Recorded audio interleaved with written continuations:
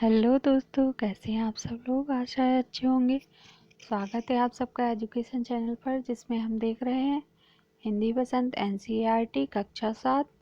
Video को देखने के लिए चैनल को लाइक कर लीजिए, शेयर कर दीजिए और सब्सक्राइब कर लीजिए।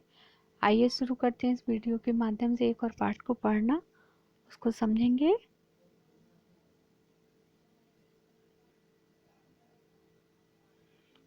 पाठ 5, मिठाई वाला।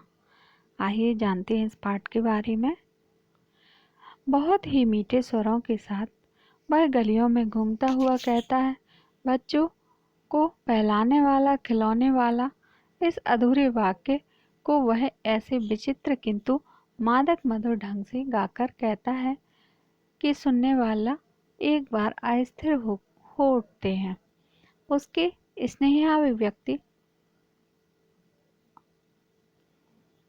स्नेहाभिषिक्त कंठ से फूटा हुआ गान सुनकर निकट के मकानों में हलचल मच जाती है।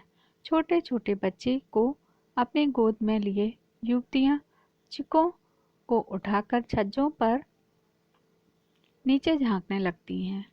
गलियों और उनके अंतर्व्यापी छोटे छोटे उद्यानों में खेलते और इठलाते हुए बच्चों का झुंड उसे घेर लेता है और तब वह खिलौने वाला वहीं बैठकर खिलौने की पेटी खोल देता है। बच्चे खिलौने देखकर पुलकित हो उठते हैं। वे पैसे लाकर खिलौने का मोल भाव करने लगते हैं। पूछते, इच्छा दाम क्या है? ऑल इच्छा। खिलौने वाला बच्चों को देखता और उनकी नन्ही नन्ही उंगलियों से पैसे लेता और बच्चों की इच्छा अनुसार उन्हें खिलौने दे देता। खिलौने लेकर फिर बच्चे उछलने कूदने लगते और तब फिर खिलौने वाला उसी प्रकार गाकर कहता, बच्चों को बहलाने वाला, खिलौने वाला। सागर के हिलोर की भांति लहराता उसका यह मादक गान गली भर की मकानों में इस ओर से उस ओर तक लहराता हुआ पहुंचता और खिलौने वाला आगे बढ़ जाता। राय विजय बहादुर के बच्चे भी एक दिन खिलौने लेकर घर आए। वे 2 बच्चे थे, चुन्नू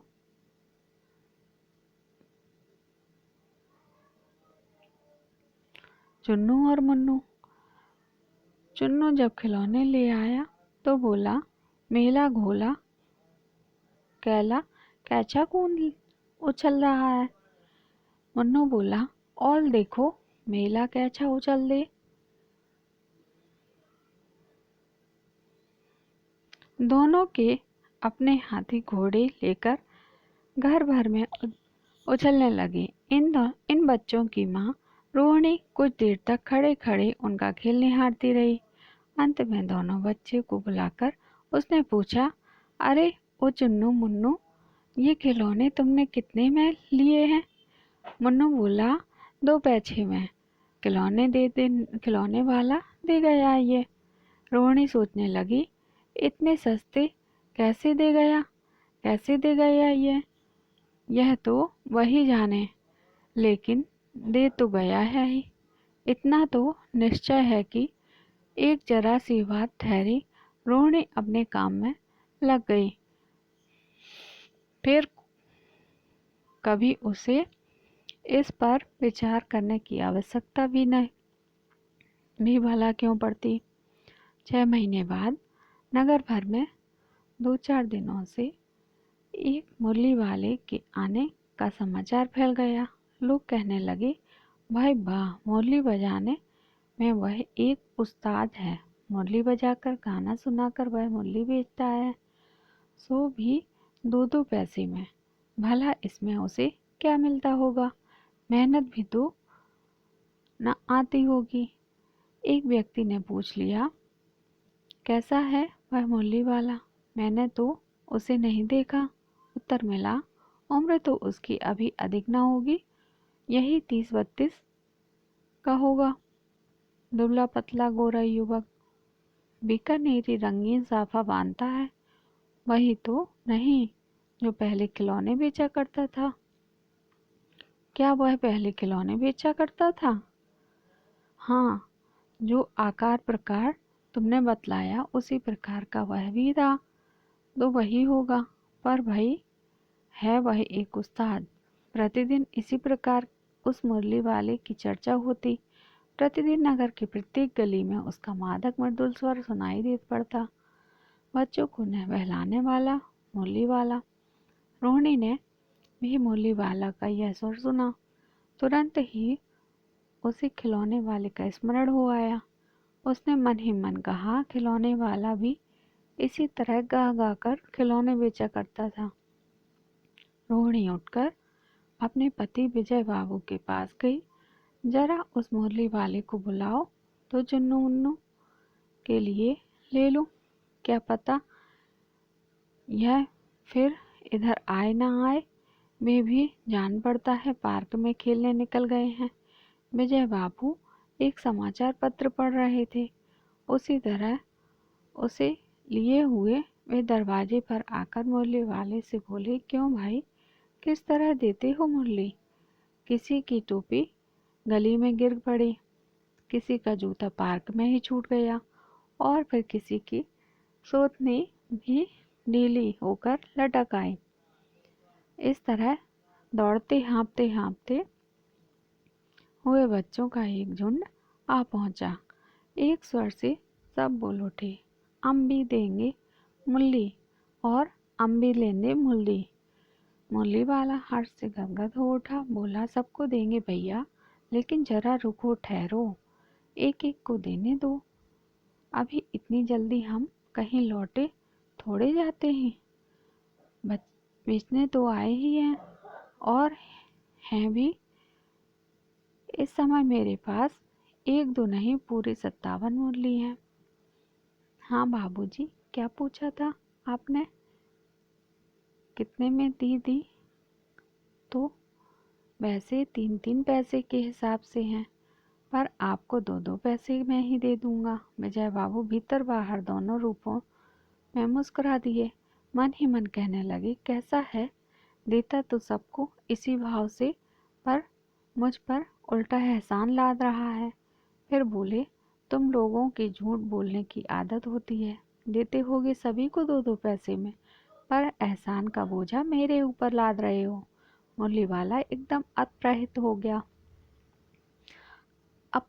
हो गया। बोला, आपको क्या पता बाबूजी कि इनकी असली लागत क्या है? यह तो ग्राहक का दस्तूर होता है कि दुकानदार चाहे हानि उठाकर चीज क्यों ना बेचे, पर ग्राहक यही समझते हैं कि दुकानदार मुझे लूट रहा है। आप भला काहे को विश्वास करेंगे? लेकिन सच पूछिए तो बाबूजी, असली दाम 2 पैसे ही है।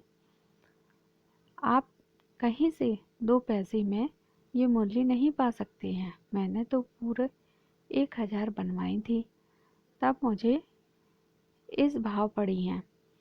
बाबूजी, विजय बाबू बोले, अच्छा, मुझे ज़्यादा वक्त नहीं है, जल्दी से दो ठो निकाल दो। 2 मुरलियाँ लेकर बाबू फिर मकान के भीतर पहुंच गए। मुरली वाला देर तक उन बच्चों के झुंड में मुरलियाँ बेचता रहा।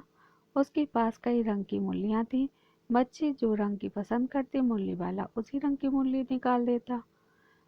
यह बड़ी अच्छी मुरली है, तुम यही ले लो बाबू। राजा बाबू, तुम्हारे लायक तो बस यह है। हाँ भैया, तुमको वही देंगे, ये लो। तुमको वैसी न चाहिए, यह नारंगी रंग की? अच्छा,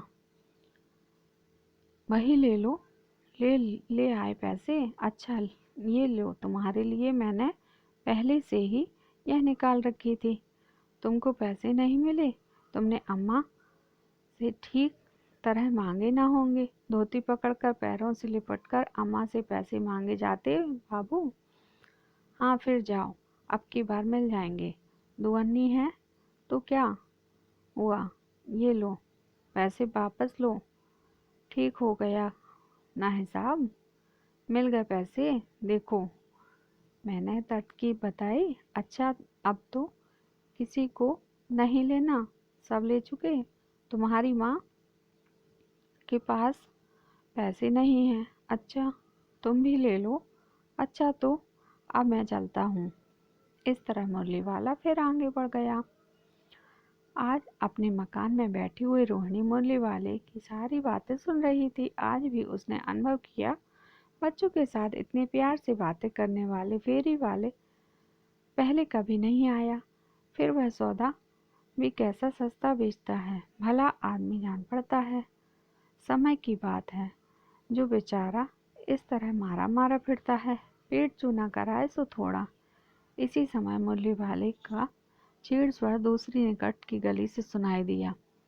पड़ा बच्चों को बहाने वाला मुरली वाला। रोहिणी इसे सुनकर मन ही मन कहने लगी, और स्वर कैसा मीठा है। इसका बहुत दिनों तक रोहिणी को मुरली वाले का वह मीठा स्वर और उसकी बच्चों के प्रति स्नेह सिक्त बातें याद आती रहीं। महीने के महीने आए और चले गए, फिर मुरली वाला न आया। धीरे धीरे उसकी स्मृति भी क्षीण हो गई। 8 मास बाद सर्दी के दिन आए। रोहिणी स्नान करके मकान की छत पर चढ़कर अजानुलंबित केश राशि सुखा रही थी। इस समय नीचे की गली में सुनाई पड़ा बच्चों को बहलाने वाला मिठाई वाला। ये रहा मिठाई वाला, तरह तरह की मिठाई देने वाला। मिठाई वाला का स्वर उसके लिए परिचित था। झट से रोहिणी नीचे उतर आई। उस समय उसके पति मकान में नहीं थे। हाँ, उनके वृद्ध दादी रोहिणी उनके निकट आकर बोली, दादी, चुन्नू मुन्नू के लिए मिठाई लेनी है, जरा कमरे में चलकर ठहराओ। मैं इधर कैसे जाऊं, कोई आता न हो। जरा हटकर मैं भी चिक की ओट में बैठी रहूंगी। दादी उठकर कमरे में आकर बैठी। ये मिठाई वाली, इधर आना। मिठाई वाला निकट आ गया, बोला, कितनी मिठाई दूँ माँ? ये नए तरह की मिठाइयाँ हैं, रंग बिरंगी, कुछ खट्टी कुछ मीठी, जायकेदार, बड़ी देर तक मुंह में टिकती हैं, जल्दी नहीं घुलती हैं, बच्चे बड़े चाव से चूसते हैं। इन गुणों के सिवा ये खांसी को भी दूर करती हैं। कितनी दूर? चटपटी गोल पहलदार गोलियां। पैसे की 16 देता हूँ। दादी बोली, 16 तो बहुत कम है, भला 25 तो देते। मिठाई वाला, नहीं दादी, अधिक नहीं दे सकता, इतना भी देता हूँ।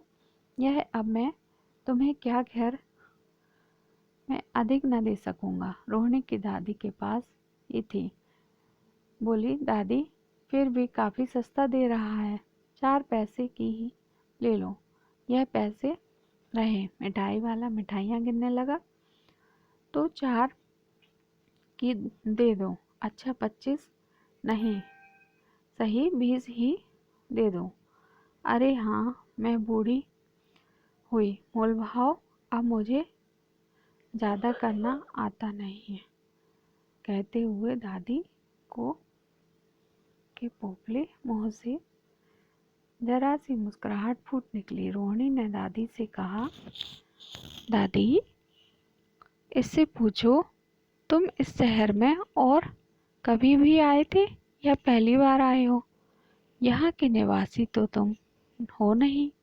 दादी ने इस कथन को दोहराने की चेष्टा की कि मिठाई वाले ने उत्तर दिया, पहली बार में नहीं, और कई बार भी आ चुका हूँ। रोहिणी चिक हो की आड़ में बोली, पहले यही मिठाई बेचते हुए आए थे कि और कोई चीज लेकर आए?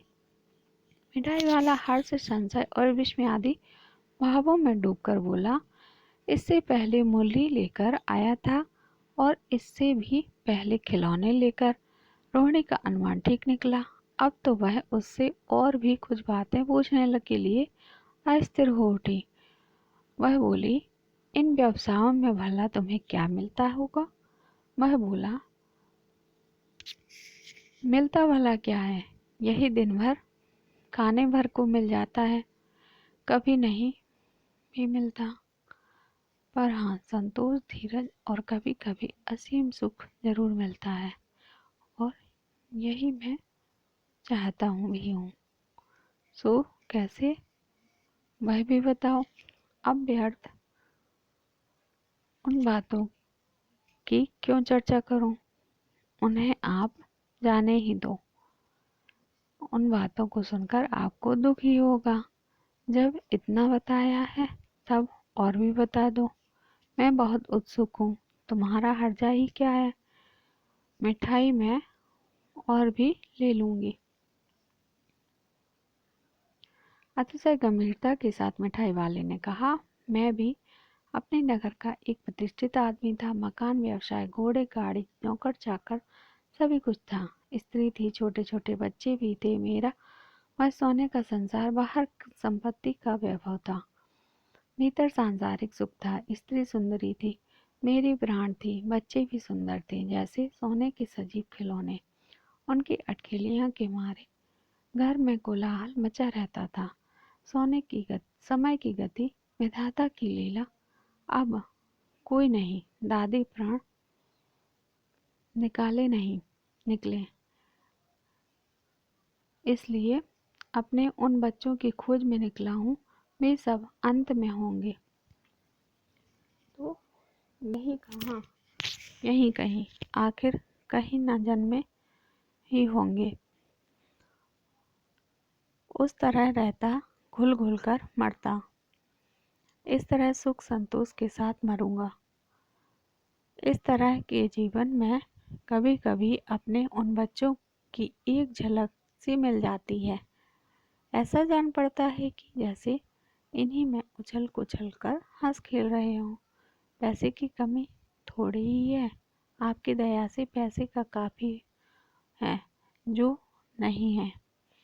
इस तरह उसी को पा जाता हूँ। रोहिणी ने अब मिठाई वाले की ओर देखा, उसकी आंखों में आंसू से तर गए।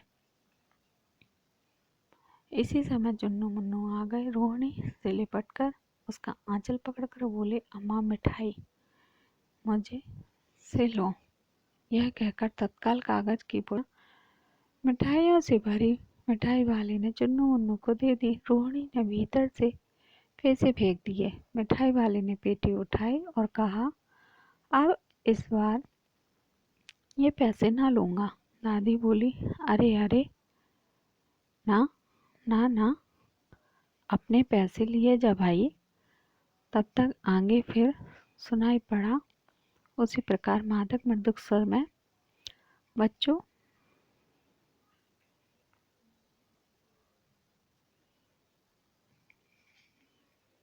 बच्चों को बहलाने वाला मिठाई वाला। भगवती प्रसाद वाजपेयी जी की द्वारा लिखा गया है इस पाठ को। आइए अब हम इसके अभ्यास कार्य को करते हैं, जानते हैं इस पाठ के प्रश्नों के उत्तर के बारे में। मिठाई वाला अलग अलग चीजें क्यों बेचता था और वह महीने के बाद क्यों आता था, महीनों बाद क्यों आता था? उत्तर है, मिठाई वाला अलग अलग चीजें इसलिए बेचता था क्योंकि वह बच्चों का सानिध्य प्राप्त करना चाहता था। उसके बच्चों एवं पत्नी की मृत्यु असमय हो गई थी। वह अपने बच्चों की झलक इन गली के बच्चों में देखता था, इसलिए वह बच्चों की रुचि की चीजें बेचता करता था। वह बदल बदल कर बच्चों की चीजें लाया करता था, इसलिए उसके आते ही बच्चे भी उसे घेर लिया करते थे। वह बच्चे की फरमाइश पूरी करता था। वह कई महीनों के बाद आता था क्योंकि उसे पैसों का कोई लालच नहीं होता था। इसके अलावा वह इन चीज़ों को तैयार करवाता था तथा बच्चों को उत्सुकता बनाए रखना चाहता था। अगला प्रश्न है, मिठाई वाले में वे कौन से गुण थे जिनकी वजह से बच्चे बड़े भी उसकी ओर खिंच चले आते थे? उत्तर है, मिठाई वाला का मधुर स्वर, आवाज़ में गा गा कर अपनी चीज़ों की विशेषताएं बताना, बच्चों की मनपसंद चीज़ें लाना, कम दामों में बेचना, बच्चों से अपनत्व दर्शाना आदि ऐसी विशेषताएं थी। बच्चे तो बच्चे, बड़े भी उसकी ओर खिंचे चले आते थे। अगला प्रश्न है, विजय बाबू एक ग्राहक थे और मुरली वाला एक विक्रेता। दोनों अपने अपने पक्ष के समर्थन में क्या क्या तर्क पेश करते हैं। उत्तर है, विजय बाबू एक ग्राहक थे जबकि मुरली वाला एक विक्रेता। दोनों ने मूल भाव के लिए अपने अपने तर्क दिए। विजय बाबू ने अपने पक्ष में यह तर्क प्रस्तुत किया करते थे। कहते हैं, फेरी वाला